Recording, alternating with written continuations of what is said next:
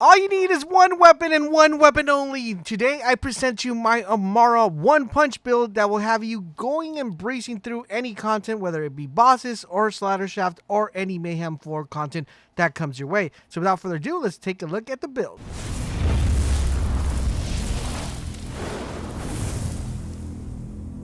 This is LaserBolt and welcome to today's video, guys. Today we're going to be taking a look at my one punch build for Amara. Now, this is an updated version of my one punch build that I put out a little bit earlier when we had Mayhem Mode 3. This is the updated version, and there is a lot of synergy that's being worked through this build.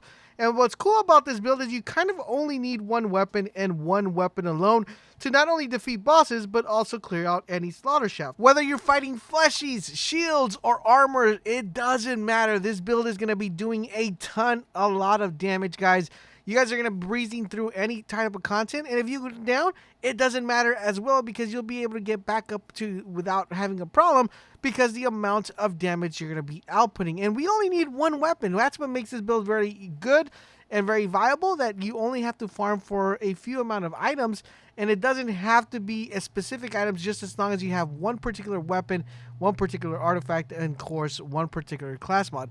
So let's go ahead and take a look at this build. But before we do, I do want to remind you guys that now we do have memberships in the channel, so if you guys would like to join, click on that Join Bold Nation button and make us even that much stronger. So without further ado, let's take a look at the build. Alright, so here we are, guys, within the skill tree. We have the Brawler tree, we have the Fist of the Element tree, and the Mystical Assault tree. Now, the first thing we're going to get started, of course, is with our Brawler tree. That is where we're going to be getting a lot of health regen, and also we're going to be proccing a lot of the stuff that's going to help us and become very viable when it comes to this particular build. So we're going to start off with 5 points to Root to Rise, and this is going to increase our max health, which is really important because this is going to give us a lot of survivability. It's going to allow us not to go down as frequently, and it's going to allow our health to maintain its status to a really good portion. Next up, guys, we're going to be doing a total of 5 points to Arms Dealer. What this is going to do, or sorry, Arms Deal, not Deal. I mean, Arms Dealer would probably be a little bit better, but Arms Deal, basically what this is going to do, it's going to increase our splash damage. And since we're theoretically going to be applying pellets to the enemies we're shooting, that splash damage is going to be able to ricochet not only to the enemy, but also to other enemies around them. So this is really important, and it also is going to reduce the splash damage that we intake, so it's going to work quite well. Then we're going to be dumping a total of 5 points into Helping Hand. Now, you don't want to go with 5 points here. My class mod has 2 points. I'm giving you guys a standard build. Theoretically, since I have this class mod, I would just want to get this up to 5, and I would probably spend the rest of the 2 points somewhere else. But just in case you don't have this class mod, we're going to spend the 5 points here. If you do have this class mod, or if you do download this save file, that's going to be live on my Discord server. The link is down below. You guys will be able to go and download it like right now if you guys want to. This one right here, guys, will allow you to play around with those extra 2 points. So just want to let you guys know. We're going to be dumping a total of 1 point into Find Your Center. What that's going to allow us to do, it's going to increase our melee damage. And since most of our damage is going to be coming from melee, that is a requirement for this build. We're also going to be picking up 3 points into Mindfulness. Really important right here. And this is going to do a lot of stuff for us, as right now we have a total of 6. So it's increasing our movement speed, and our max of Mindfulness stacks up to 25. And it's going to have a duration of 5 seconds. What that's going to do, it's going to improve our shield regeneration and our movement speed, which is going to be very important when we actually practice. Next up, guys, we're going to be picking up 1 point in One with Nature. What this is going to do is going to increase our max health and our elemental damage resistance. So what you want to do here, remember these 2 points I mentioned right here. If you don't pick up, if you already have the class mod and you have these, 2 points to play with, you're going to want to dump it in here. So One with Nature. It's going to increase your max health up to 15%, and it's going to be quite important. So just a future reference, if you do have this class mod, or if you do download this, make sure you guys switch that up around. Next up, guys, we're going to be dumping 1 point into, 5 points into Jab Cross.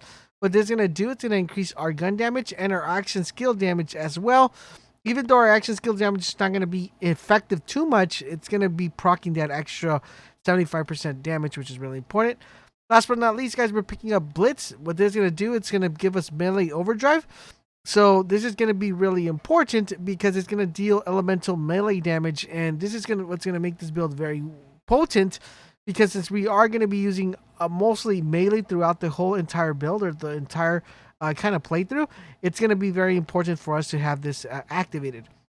So now that we have the brawler tree out of the way, it's time for us to go into the Fist of the Element tree. All right, so here we are, guys, in the Fist of the Element tree. Now, we're going to be dumping a total of 5 points into Anima. Basically, Anima, what it's going to do, it's going to give Amara a status effect, which increases the damage over time, and her action skill duration status effect, which is really good because we are going to be playing a lot of status effect, and it's going to be quite important. So we're dumping 5 points here.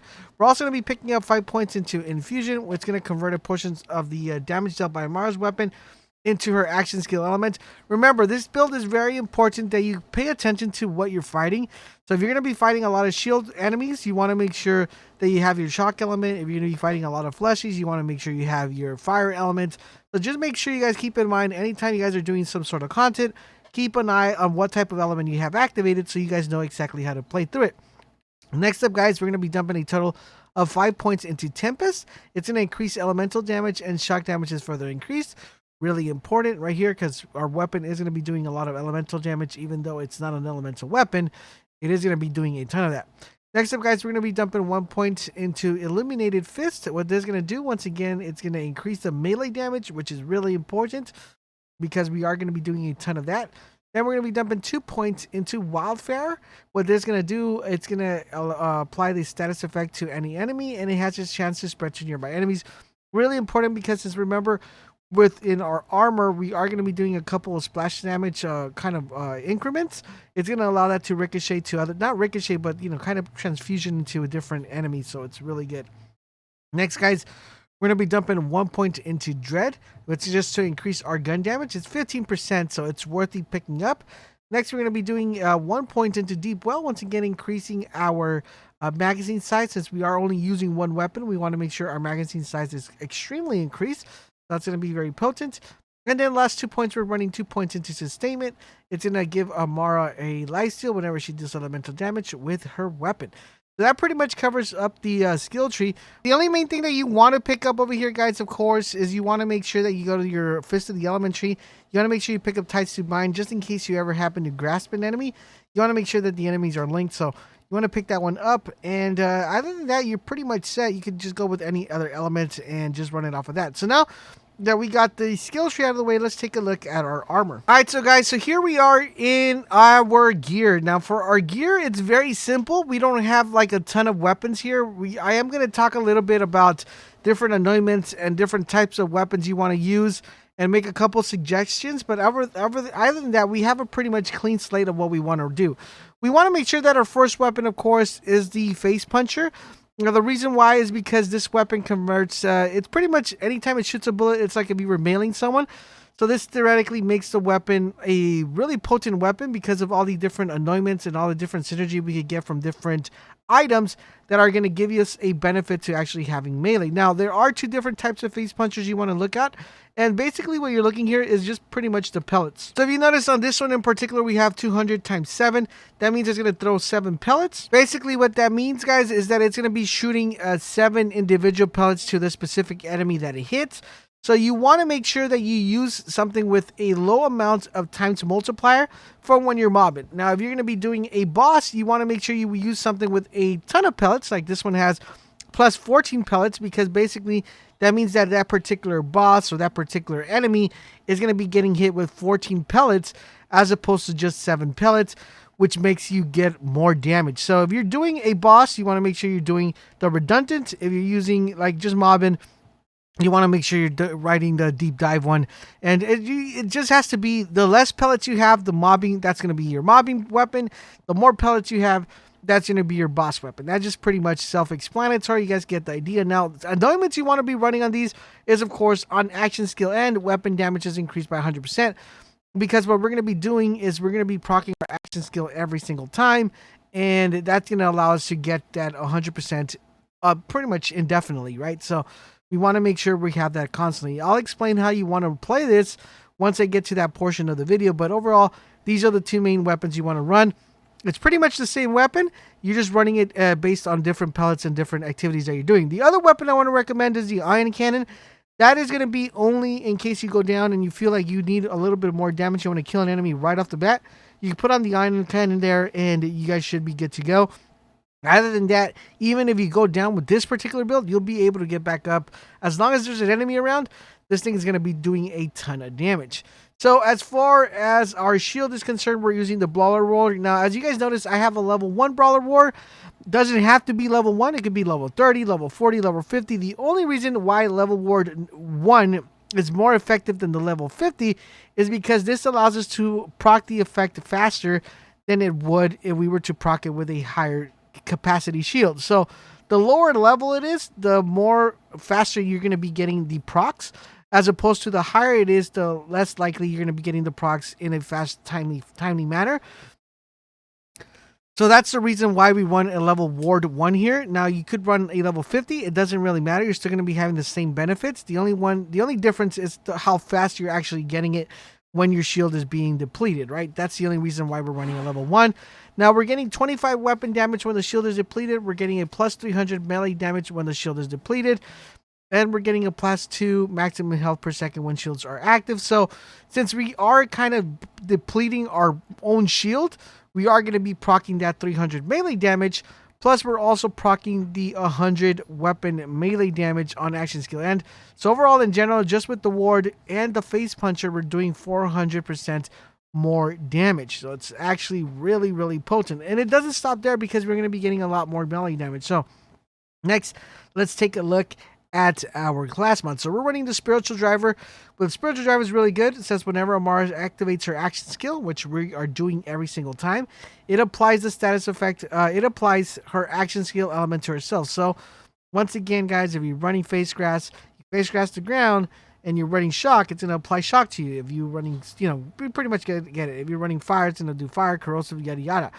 But what that does is Amara's gun damage is increased while moving. The quicker she moves, the greater the gun damage is. So the faster we move, the more damage we're going to be doing. And right here we have a really good combo. We have 31 shotgun damage, so it's going to make our weapon shoot. We already have 400 with the melee, remember? That's not even counting the action skill. So we're going to apply 31 to that. We're going to apply 50% melee damage, so that's going to put us at 450, plus the 31, 481. And then we have the 10% Hyperion weapon damage, which this weapon is a Hyperion weapon. So that's going to put us at almost 490, almost 500% more damage with this particular build, just with the weapon alone, not counting action skills. If I count the melee damage that we're getting from our action skills, we're going to be doing over 700% more damage just with our action skills with that melee option. In addition to that, guys, we are running the White Elephant. This is going to be our artifact. Melee attacks have a 30% chance to attach sticky bombs to the people. So remember, like I said earlier when we were going through the through the build, I said we wanted to have that splash damage because these stickies are going to be being applied and they're being causing a explosion around you and ricocheting to other enemies, which is really good. This one gives us plus 25 weapon melee damage as well. So as you guys see right there, we're doing over 500% melee damage just with our gear alone, not counting the abilities. So really, really good. Well, what makes this really good is that while we're suffering an elemental effect, it increases your damage with the same element. So we are going to be getting a damage boost of 90%. Now keep in mind, since we're kind of damaging ourselves every single time because we're face grasping the ground and that damage is being put to us, we're always going to be outputting that extra 90% damage. So really potent build. Last but not least, guys, we're running the Recurring Hex as our grenade. And this one's going on action skill and it gained 50% corrosive damage for 10 seconds. So in addition to what we're proccing here, our pellets that are being attached are not only throwing one pellet, but it's throwing an additional corrosive pellet because our action skill is on end. Now on this one right here, I have on action skill end, the next two magazines will have 50% additional bonus crowd damage. The best one would probably be if you have another one like this. So on action skill end, 50% bonus corrosive damage with weapon for 10 seconds. You want to have on action skill end 50% cryo damage for the next 10 seconds as opposed to the one I have right here. This is the only ward I had, so I didn't have that. So if any of you guys have that one, that would be the ideal setup for this particular build. And there you guys have it. That pretty much covers the whole gear. So how exactly do you want to play this? In order for you guys to play this, all you guys want to do, face grass the ground and just go ham and just shoot people left and right, man. Can you just delete them? You just shoot them in the head, shoot them in the body. Wherever you shoot them, you're going to apply stickies. going to be doing a lot of damage just with your gun alone. Now, one thing I do want to mention, there is a better alternative to this build in the sense that you could run Terror, and that's going to make you not run out of ammo at all. I did not want to put a Terror build together because I do know that Terror is no longer a viable option for you guys to pick up. Now, we do expect the January update to bring some sort of kind of Terror type of attribute as well. That's going to give us ammo regen. So when that comes a thing, I'll definitely redo this build and put it in that contents. But if you do have Terror anointments, you probably want to run those on your, pretty much on your shield and on your grenade. So when Terror is applied, or when action skill ends, Terror is applied, and you want to make sure when Terror is active, ammo regen is being procced, so that way you're never running out of bullets with your, with your shotgun. So that's the best way to have this build. But since there is no Terror active at the current moment, or people don't have Terror, then, this is a very viable option as well. And there you guys have it. That is my Amara one-punch build. Let me know in the comment section down below if there's anything you guys would change or anything you guys think we should modify. If there is, drop it down in the comment section down below. Thank you guys for watching, and I will catch you guys on the next video.